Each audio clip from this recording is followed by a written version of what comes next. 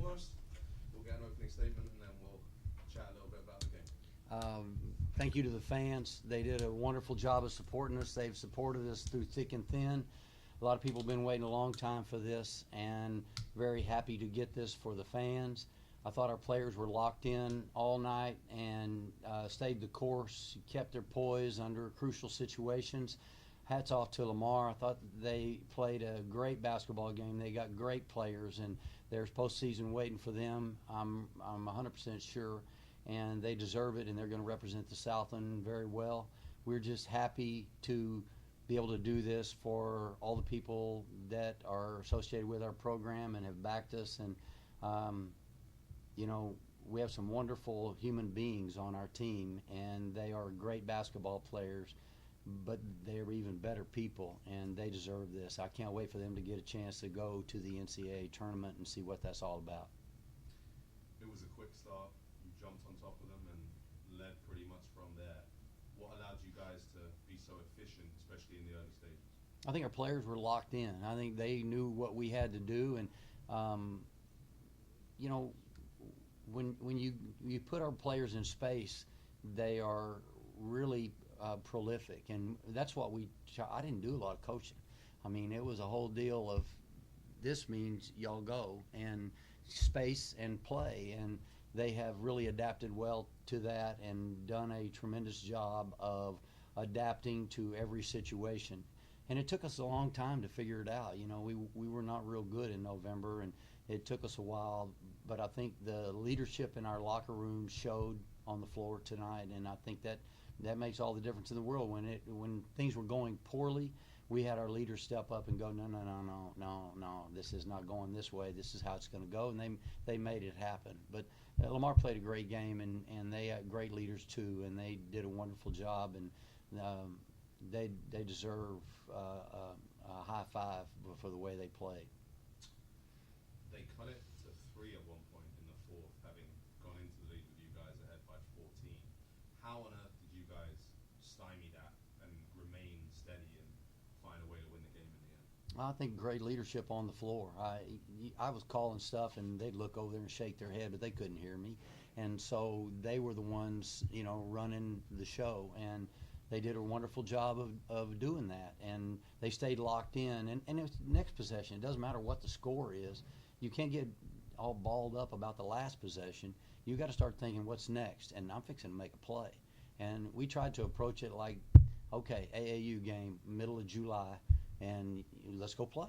And if we hadn't coached them well enough by now to turn them loose, then we hadn't done our jobs as coaches. And so they never got tight. They never got down. They kept fighting and kept making plays. Alicia, Mireya had some foul trouble for you guys, but I think your defense on Acacia Davis was instrumental in getting her in some early foul trouble as well. What kind of experience can you share with us from the matchup with her? She's obviously a wonderful player. The challenges that you had facing her inside today. Yeah, I think it's just experience. You know, this is my last year, my grad year, so I think I just had a little bit more age on her, if that makes sense. But she's an amazing player, wonderful player. She deserved everything she got today. And as you said, grad year, what does it mean to sit here now with that hat on, with that net around your neck, knowing that you're going to the NCAA tournament? Yeah, it was so unreal. I started cheering up with 2 minutes to go, or 2 seconds to go, and Paige looked at me. She said, "We're not done." And I was like, "You're right, you're right." So I had to wipe my tears, but it was so unreal. It was unreal. You've seen a lot with this team. Have you seen a week quite like the one Paige Allen put together? Paige is insane. Like, nobody can guard Paige Allen. I've played with Paige for 10 years, literally, like, from AAU. She's the best player I've ever seen. Best team I've ever had. Like, that's my dog, for real. Paige, what does that mean to you? I mean, everything. Starting this season, starting AAU, we never knew we would end up in college together, playing again. And it's crazy the things we've been able to accomplish. Being best friends, it's insane that we're right here in this moment. Still doesn't feel real, honestly. And we're going to cherish this no matter what for the rest of our lives. So I'm very grateful to have a teammate and a friend like Lisi. You led everyone tonight with scoring and basically did this experience been for you? I don't even know yet. I can't even wrap my head around it. I just came into this tournament with the thought process of go make a play. We got to make plays to win these big games. It's March. Anything can happen. So just go out there and play, and that's what I did. So. What kind of looks did Lamar throw at you, and how were you able to overcome them? Yeah, they played great defensively. I definitely had to make double moves that I would make in normal games on them because their defense is top tier and they can score. They can score the ball well. So I can't only play offensively. I had to match it on defense, and I feel like we all as a team got that done today. Royce, I believe this is your 5th Southland Conference championship, first since your time with FA. So this championship this year and after everything that happened in 2020, where does this experience rank among those past winning experiences you've had?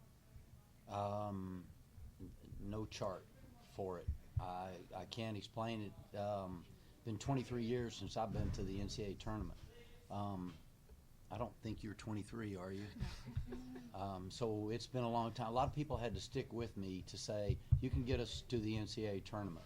And it just is, it's immeasurable. It just, you're only as good as your last game. So we're pretty good right now, and it just, a lot of administrators had faith in us. A lot of fans had faith in us. And then we had to go to Missouri and recruit kids, and they had to have faith in us. And we had to get, a lot of people have bought into, we're going to make this happen. And I'm just so happy for everybody that believed.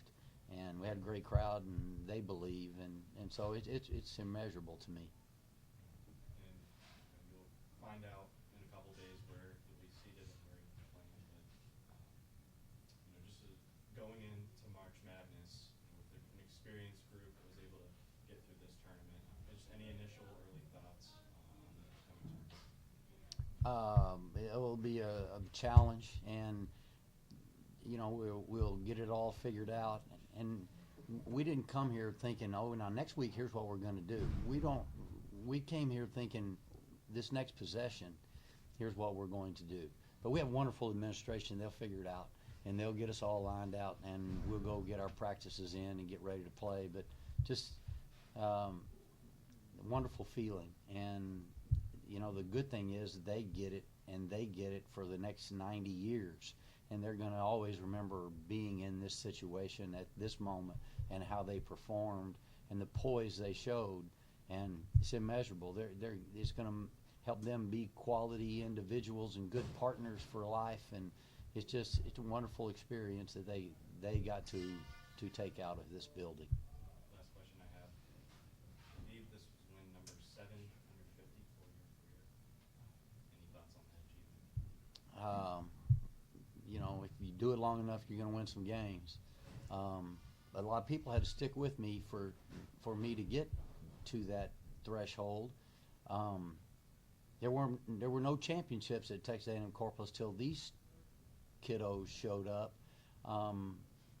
We worked hard to change the culture when we got there, and it took us a little longer than we thought. And then all of a sudden, here comes Emma Young, Delicia Booth, and Day-Day Evans, and we changed our culture. And then here comes Alicia Westbrook and Paige Allen, and we start winning championships.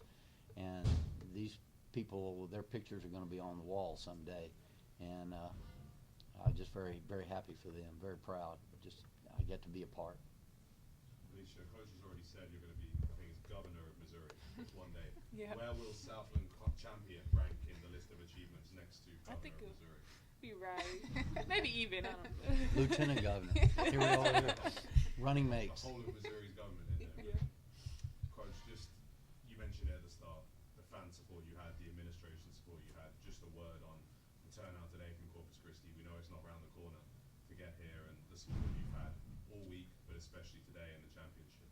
Well, I don't think they have ever surprised us that they were there. They're there all the time. And, we have great home crowds, but yeah, it's a long way to come to Lake Charles, Louisiana, and you got to have some faith. And, I think we have a lot of people of faith in Jesus that is wonderful to have, to be around those type of individuals. but our fans have faith in what we're doing. And man, if you have a powerful thing in your life, it's faith. And we're very excited to have our people believe in us enough to get in a car, come spend the night in the middle of the week, take off work, do the whole thing that it takes. And they had watch parties all over Corpus today, and so those folks were all jacked up for us. And our baseball team was on the road, and they said they were talking about it on the bus. And it's a pretty close-knit group. We are the #1 island university in the country, and I think everybody there shares in the successes, and we're very happy to share with them. Congratulations. Thank Best of you. luck in the NCAA tournament. Thank Thank you. you for your time. Thank you. you. Appreciate the hospitality. It was first class.